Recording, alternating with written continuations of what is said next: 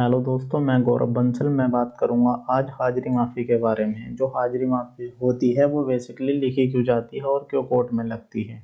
मान लो कोई अभियुक्त है, ठीक, और वो आज कोर्ट नहीं आ रहा है या किसी काम से बाहर गया हुआ है या उसकी तबीयत खराब है, तो वो क्या करेगा इस कंडीशन में, अपने अधिवक्ता को कॉल करेगा और उसके अधिवक्ता उसकी तरफ से एक एप्लीकेशन लिखकर कोर्ट में लगाते हैं। उसमें उसके ना आने के कारण लिखे होते हैं, उसी को हम हाजिरी माफ़ी बोलते हैं। हाजिरी माफी भारतीय नागरिक सुरक्षा संहिता 2023 की धारा 228 और 355 के अंतर्गत लिखी जाती है, लेकिन दोनों में कंडीशन अलग अलग होती है। ठीक, हम इसको लिखेंगे कैसे। सबसे पहले कोर्ट का नाम, जैसे हमने लिखा हुआ है न्यायालय श्रीमान सीजीएम साहब बिजनौर, जो आपका कोर्ट है उस कोर्ट का नाम लिखेंगे और उसका स्थान लिखेंगे जहाँ पर कोर्ट है, जैसे हमने बिजनौर लिखा हुआ है। ठीक, उसके नीचे मुकदमा अपराध संख्या, फिर पार्टी का नाम, जैसे सरकार बनाम क्या इसमें अभियुक्त है। ठीक, फिर उसके नीचे धारा, धारा के ठीक नीचे थाना, थाने के ठीक नीचे जनपद लिख लेंगे। इतना लिखने के बाद में लिखेंगे प्रार्थना पत्र वास्ते हाजिरी माफी, एक हेडिंग लिखेंगे। ठीक, उसके बाद में प्रार्थना पत्र लिखना शुरू करेंगे। सबसे पहले कोर्ट को संबोधित करेंगे, कोर्ट को लिखेंगे श्रीमान जी। फिर लिखेंगे निवेदन है कि बाद उपरोक्त में प्रार्थी अभियुक्त है।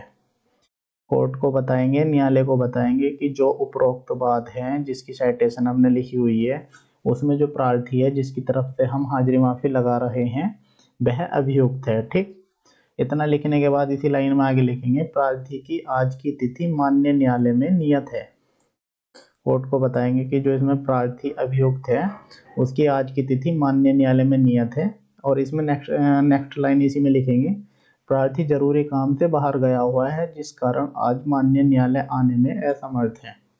कोर्ट को बताएंगे कि वह जरूरी काम से बाहर गया हुआ है जिस कारण आज माननीय